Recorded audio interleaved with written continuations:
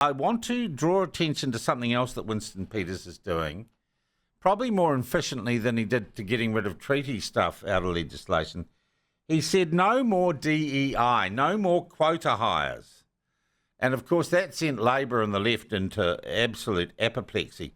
But I want to read a tweet that Mr. Peters put out yesterday, and he's just taken a grab bag of quotes from official government departments and organisations. And if you think, well, you live in a meritocracy, listen to this and you'll be thinking again. Okay, so this is a bunch of DEI quotes and references from official government documents from a variety of government departments. In this version of our DEI plan, we have focused on setting targets for ethnic representation in our workforce and leadership. Racism.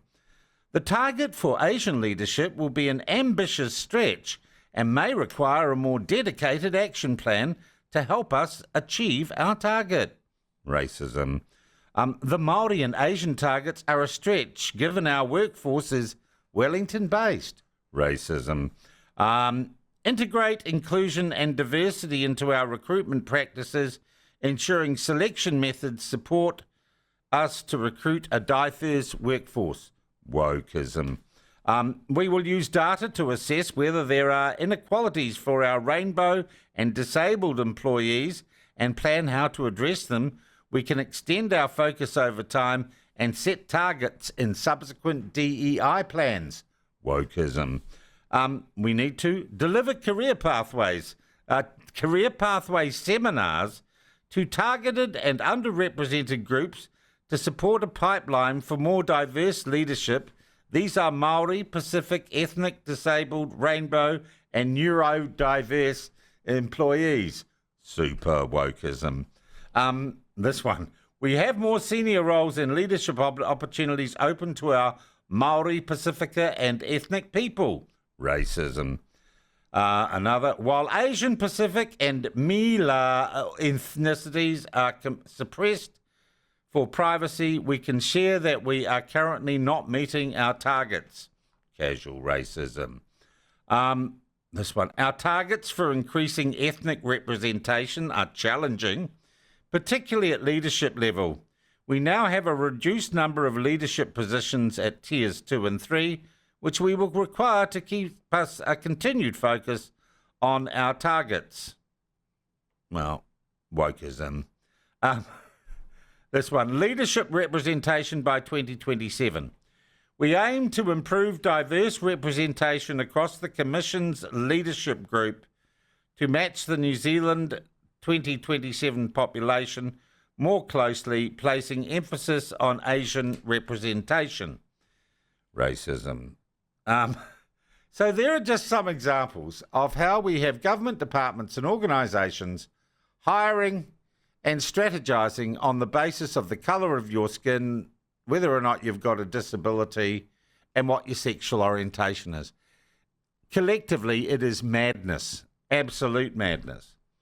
And look, he's got some particular ones for the police. And look, I think I'll share that with you. Here's what the police say. Here's how woke the police were under Hipkins. Organisational leadership, ensuring a greater representation of women, Māori, Pacifica and other ethnicities, disabled people and rainbow communities at senior executive leadership level and as potential candidates for the next Commissioner of Police. For God's sake, we were going to choose our Commissioner of Police based on whether or not they were a gimp or a gay. And Mr. Peters says Hipkins would rather a diversity hire candidate is ensured for leadership level and commissioner positions rather than trying to recruit the best qualified candidates for the job. Mr. Peters says that is the definition of woke DEI ideology being prioritised ahead of merit. I don't know what you think, but I agree with him completely. Best person for the job, regardless of height, unless height's important, regardless of gender, regardless of sexual preference, regardless of ethnicity. best person, best experience for the job. This BS in New Zealand has to stop, and it's been going on for far too long. And I actually think that this, and interesting to see the Prime Minister a couple of days ago saying, I might be into this. I think this would do a hell of a lot for the level of efficiency of our public service. I think it would do a hell of a lot for us as a nation. And you know what? I meet young people these days. I meet young people, and particularly white young people and white young men, who feel that they are starting behind the 8 ball because they're not going to get on the diversity gravy train. I'm going to tell you an interesting story too. My son actually has some, I think, 1/8 or 1/16 Māori. And I looked at the numbers when he was studying and I said, geez, we could probably get you in on some sort of Māori scholarship. You know, here's the gravy train sitting there for you, mate. Wouldn't have a bar of it. And I admire him for not having a bar of it, even though as his dad I was prepared to take the shortcut. But I think this one issue, and I guess the great thing about Winston is he goes off to America, and if the Americans are bothered watching what's happening in New Zealand, they'll say, oh, he's kind of on board with the vibe in America at the moment.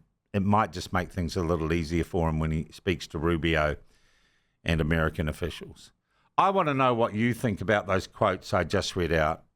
Do you work in a public service organisation where you know, unfortunately, that the colour of your skin, what you like doing in the bedroom, and, you know, whether or not you're disabled actually does impact on whether or not you can get the next promotion or get a job? Does that worry you?